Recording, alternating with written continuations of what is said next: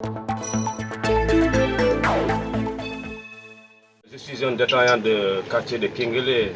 Je vends du pain, mais depuis ça fait 3 jours, on ne vend pas du pain, quoi. Les gens veulent nous donner les pains à 115 francs, et ça ne nous arrange pas, quoi. Et nous, on revend ça à 110, ou bien non, 125.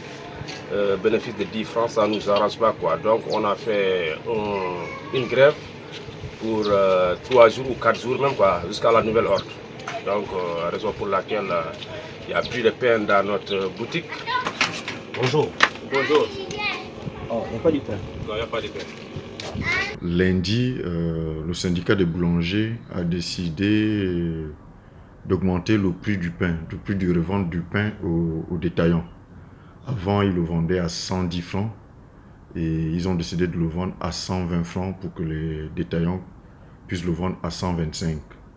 Ces derniers ont refusé, ils n'ont pas compris la justification de cette hausse, d'où l'absence de pain dans plusieurs quartiers de Libreville, ou la rareté du pain dans plusieurs quartiers de Libreville le lundi.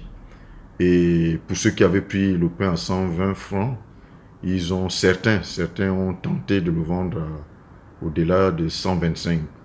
Je voudrais rappeler que le prix de la baguette de pain de 170 grammes est toujours fixé à 125 francs. Et il est hors de question que certains la vendent à 150, à 130, à un prix supérieur à 125. Donc, ayant été alerté par cette situation, nous avons eu une réunion hier avec les boulangers et les syndicats des commerçants. Nous nous sommes entendus sur un prix intermédiaire de vente entre les boulangers et les syndicats de commerçants.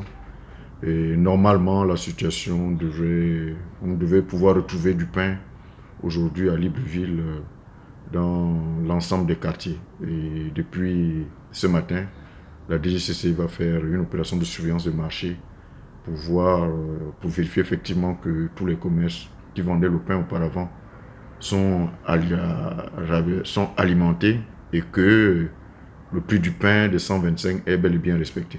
Bon, les boulangers ont évoqué un certain nombre de contraintes, normalement la hausse du prix de la farine, parce que le prix de la farine est indexé au cours mondial du blé.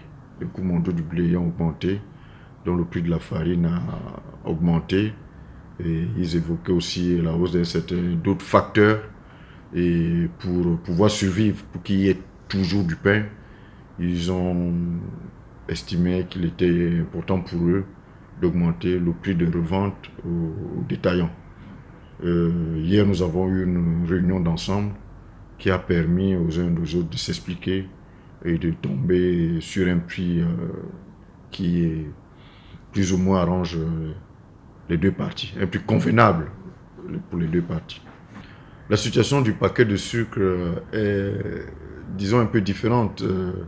Le producteur a vu sa production baisser pour plusieurs raisons. Et si on ajoute à cela certaines difficultés de transport, d'évacuation du sucre vers Libreville, à un moment on a connu une rupture, vraiment une rupture de sucre. Et c'est progressivement que le marché domestique a été alimenté. Et dans cette période, certains revendeurs ont profité pour mettre le prix du sucre à 1000 francs le paquet. Et là aussi, le prix du sucre est réglementé. C'est un prix réglementé. C'est 845 francs le paquet à Libreville. Et là, il n'y a aucune raison que l'on vende le prix du sucre au-delà. Parce que le prix à la production, lui, n'a pas changé. Malgré les difficultés rencontrées par l'opérateur, il n'a jamais changé de prix. Donc, la rareté du sucre ne peut pas expliquer la hausse du prix. Les commerçants ont continué à l'acheter au même prix, donc ils doivent le vendre à 845. Et là aussi, nous organisons des opérations de surveillance du marché et les consommateurs peuvent nous saisir au 80-85. Lorsque nous avons cette information, systématiquement, celui qui vend le sucre à plus de 845 est sanctionné.